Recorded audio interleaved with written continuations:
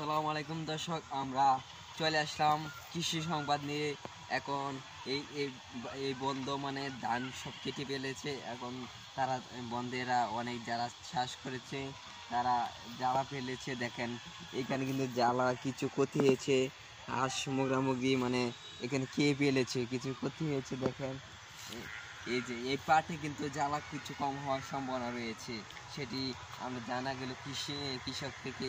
এবং দেখেন এইভাবে যে অনেক জ্বালা এরকম হয় তাহলে কিন্তু বন্ধ মানে রোয়া লাগাতে পারবে না, কৃষকের জ্বালা কিনে আনতে হবে অন্য দাম থেকে।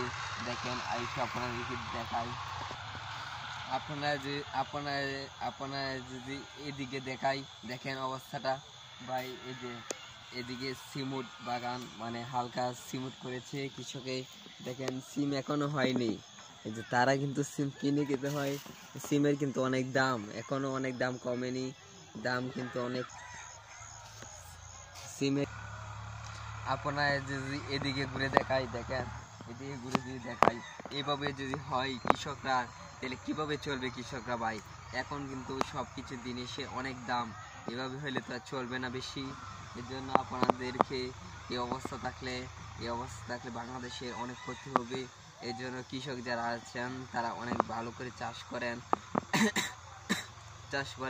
এবং যে ভালো হয় আপনার কৃষকের ধান, তাহলে আপনার ধান ভালো হলে অনেক কিছু করতে পারবেন।